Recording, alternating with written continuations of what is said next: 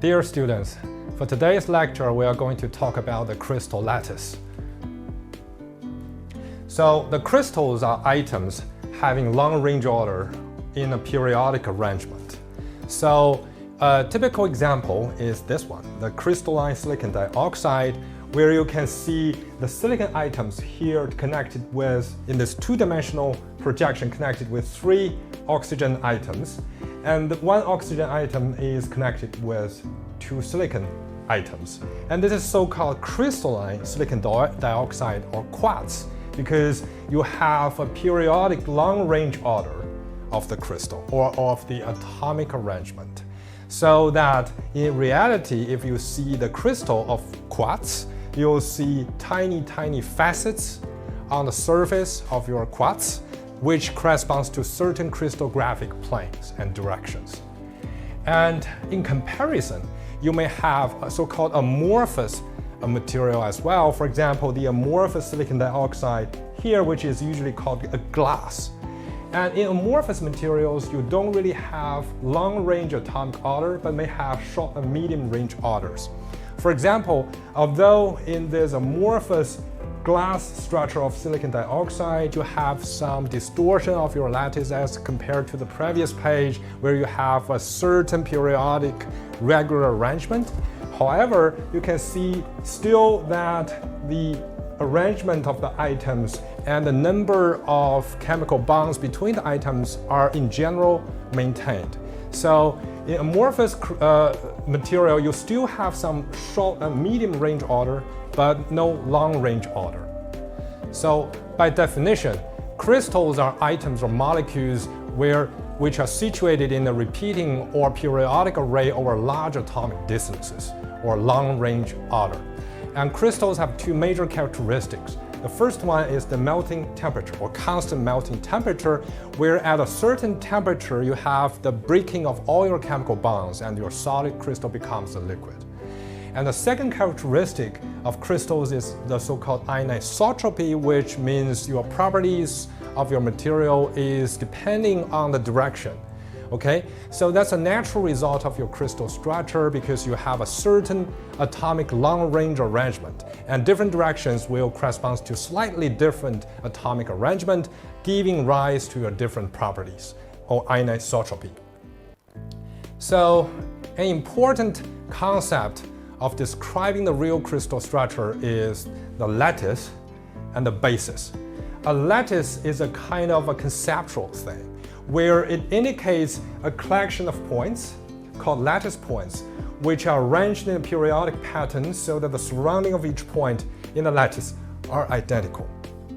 And it's a kind of a logical thing where you have like spatial lattice points, and the basis is a real thing, which means a group of 1 or more items located in a particular way with respect to each other. And the crystal structure is actually the summation or the combination of lattice points and bases. So for example, here you have this 4x4 lattice points, and at each of these lattice points, you have this combination of 4 pins of different colors. And eventually, your crystal structure is this one, okay? In this 4x4 crystal structure, you still have this 4x4 lattice points. However, at each lattice points, you have a combination of these 4 colored pins. And that is the way the crystal structure is made. And this is your lattice points and motif. So this is another example. This is a real crystal structure. And this real crystal structure can be decomposed into a lattice and a structural basis. And in this particular one, this is a so-called face-centered cubic lattice, where you have corner items and you have 1 atomic lattice points in the center of each face. And then at each of these lattice points, you have this structural basis comprising of these 3 items. And the combination of the lattice and the structural basis made this real crystal structure. And an important concept is the unit cell, which is the subdivision of a crystal that still retains the overall characteristic of the entire lattice, and it is the smallest identical unit in the lattice. And it is usually a so-called parallel lepipase. And it has to meet several requirements. For example, it has to represent the symmetry of the crystal structure. And you can describe the geometry of the unicell or the parallel lepipase by the edge lengths A, B, C here. So you have different edge lengths, and the angles formed between each of these axes.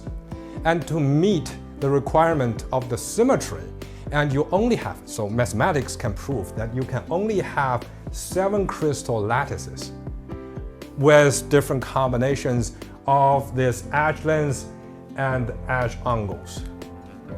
And in particular, they are cubic, tetragonal, orthorhombic, rhombohedral, monoclinic, triclinic, and hexagonal. Okay, so all these 7 crystal systems are found in real minerals. For example, fluorite, rutile, barite, rhodonite, and etc. The 7 crystal systems can be further divided into 14 possible basic crystal structural units or unicell types. This is a mathematical requirement because the unicell has to fulfill the following requirements. For example, it has to represent the symmetry of the lattice, it has the minimum volume, maximum number of equal edge lengths and interaxial angles, and the maximum number of right angles. Okay? So you can only have 14 different types of unicells. So here I just show some typical crystal structures. For example, this is your copper face-center cubic or FCC structure where the copper atoms are occupying each of these corner lattice points on the cube lattice. And then there is 1 copper atoms on each of the face-centered. So that's called a face-centered cubic or FCC structure. And for sodium chloride structure, the basic or the unicell is still face-centered cubic lattice. However, you have 2 FCC lattices interpenetrating together, and you have a chloride FCC structure, you have a sodium FCC structure, and the 2 structures are having a relative displacement of this amount, so that you have a combination of 2 FCC structures forming this sodium chloride structure. And more complex case is the zinc sulfide structure, where you still have 2 FCC lattices for zinc and for sulfide, but the difference is that the 2 FCC lattices are relatively moving to each other by this 1/4 of your body diagonal. So this is a zinc sulfide structure. This is an example of body-centered cubic structure where you have your chromium occupying these cube corner positions, and in addition there is 1 additional chromium at the body center of your cube lattice. So that's a BCC structure. An interesting case is this one, cesium chloride. So you have your cesium atoms on the corners of this cube, and you have your chloride atoms in the center. And do you know whether it is a body-centered cubic lattice or not? The answer is no. It actually has a simple cubic unicell. So essentially, the cesium and your chloride atoms, each of them are forming this simple cubic lattice. And 2 simple cubic lattice, when they interpenetrate each other, you actually have the cesium chloride structure. It looks like body-centered cubic, but it's not. It's simple cubic lattice. So for today, we have talked about the crystal lattice. Thank you very much.